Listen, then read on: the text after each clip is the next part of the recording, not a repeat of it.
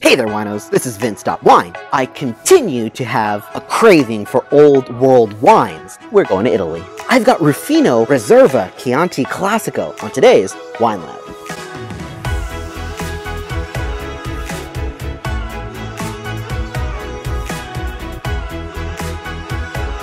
Hey, thanks for joining me. And before we get started today, if you want to be a winoceros, hit subscribe on this channel to become a wino today.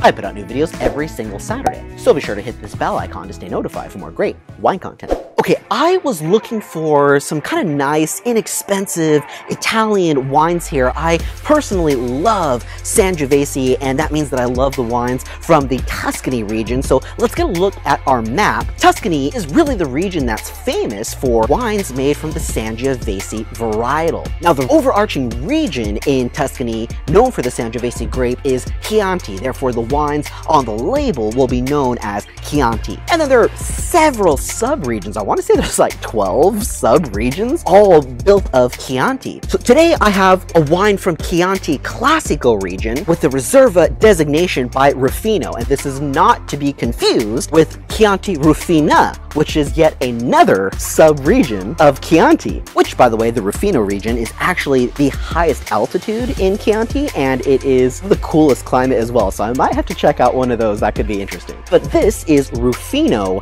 family. That's the producer on this wine. So let's get a closer look at the bottle and check out all the little details and what they mean. All right, just starting with that capsule there, a nice red capsule with the Ruffino label on top there. This tag here is our DOCG, so that designates that this is a demarcated wine growing region. That's the highest level of wine growing regions in Italy. Denominazione di origine controllata e garantita. Okay, and here we have the label proper. So this is Ruffino family since 1877, and it's pretty cool. This little label here shows that the time that a royal family came and visited the Ruffino family after hearing that their Chianti wines were some of the region's best, and they made the Ruffino family the official royal family's wine. So that is a really cool history from them dating back to 1877. Now here's where it gets interesting. We have Riserva Ducale. Oh, Ducale, that means Duke in Italian, and that plays off of that story there. So Riserva Chianti Classico. So Chianti Classico being the DOCG region, but Riserva actually denotes that this is going to be a wine that has a requirement to age for at least 24 months in barrel with at least 3 months of bottle aging. So super strict on that Sangiovese, and there it is, Riserva 2017 vintage. Ooh, and really quick on the back there is the little rooster there that signifies Chianti Classico. I actually got to take a really nice picture in front of the official rooster designating the region when I was in Italy. It was really cool.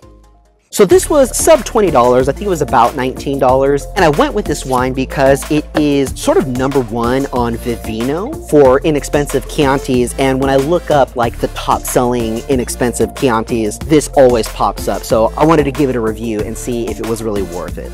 Okay, I'm excited. Let's get this in the glass. Oh, there is that lovely garnet color, that sort of light red. So there is some nice ruby red color in here, but notice along the rim how there is just a little bit of that sort of brick and garnet color in there as well. And what I really want you to pay attention to here, look how well you can see my fingers through this. This has a very low concentration, and that's the thing about Sangiovese, is that it is a low concentration, light looking wine, yet it has such thick tannin and acidity. It's actually a mouthful, a really big wine. So this sort of goes against the rules. It's really interesting about Sangiovese. I will leave a link to my video that I did with the wine guide, where we talk a little bit about how Sangiovese breaks the rules. Okay, on the nose. Oh, I miss the old world.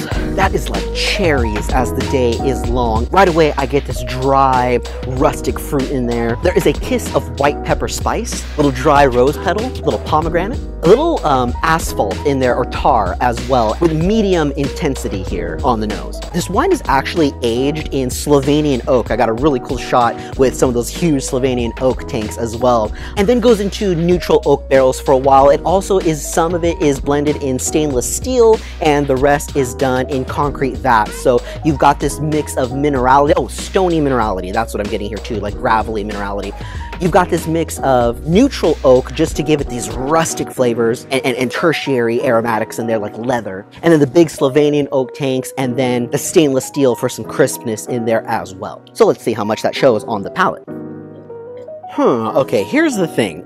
This actually feels really lovely on the palate. My bottle can stand to be just a touch cooler. It is slightly under-present on the palate. So the mouthfeel is there. You've got medium tannin structure and some really decent acidity on here as well. It's definitely going to be a good food wine. The issue is the flavor is a little bit muted on the palate. It all comes rushing in on the finish. It's really excellent on the finish. You get pretty much all the flavor descriptors that I noted on the nose, but it does take a minute for that flavor to come, and then it's a nice long finish.